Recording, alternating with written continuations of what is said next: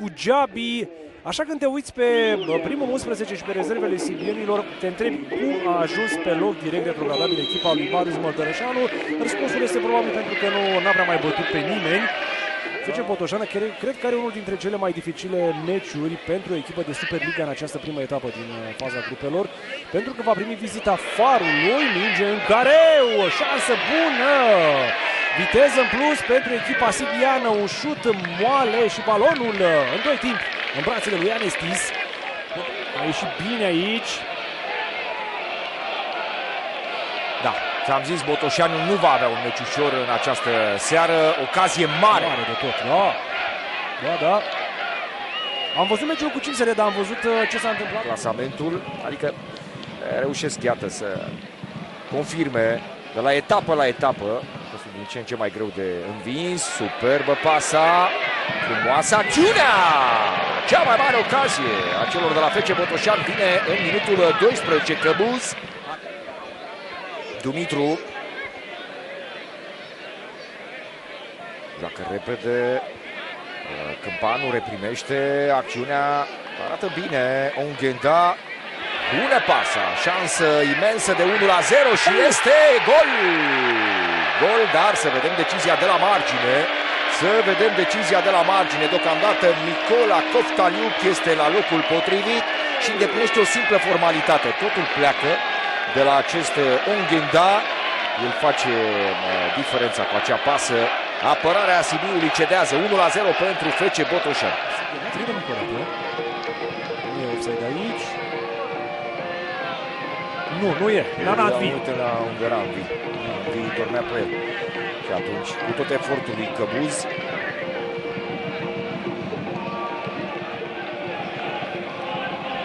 viteza a avut, evident, logică. Botoșaniul în avantaj. Lovitură de colț, mingea e în poartă, e 2-0. Oghenda e cu brațele pe sus, el este, nu? Nu e Petro. Da. Minutul 28. Ce fază încălcită. E de discutat însă. Un faul la portar. Hai să nu ne grăbim pentru că așa am crezut și la golul lui Coftaliuc că ar putea să fie ceva ciudat. N-a fost nimic. Neregulat. Da, e de revăzut. În orice caz, impresia este că la această lovitură de la colțul terenului, Căbuz are partea lui de vină. Pare un meci simplu pentru Botoșani, să știi. 10 minute de la primul gol. Botoșaniul își mărește cartul. Însă, în momentul în care mingea caută și găsește cadrul porții, Botoșanul are cea mai mare rată de conversie. Odată ce s-a dus pe spațiul porții mingea, e de obicei periculoasă. Neguț.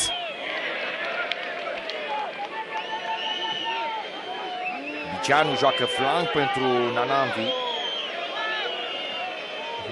Moroian. Fanionul rămâne jos. Execuția lui Neguț. A fost offside oricum. Da. A fost offside la Neguț. Neguț astăzi la meciul cu numărul 150 ca titular în Superliga. Un 2-0 nu este cel mai firesc sau cel mai des întâlnit scor între cele două echipe. De 0 pentru Botoșani. Oghenda! Șut violent! Fără pendulare. Fantastică execuția francezului. Preia această minge la 40 de metri, urcă, având balonul la picior și apoi își pregătește cu stângul, șutează cu dreptul.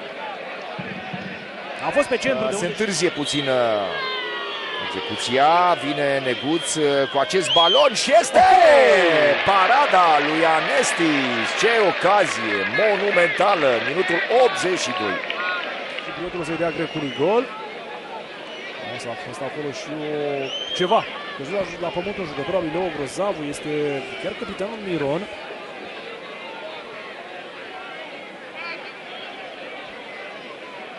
Nu știu eu. Mă gândeam că o să fie și mai tare, să știi. E agitată repriza a doua.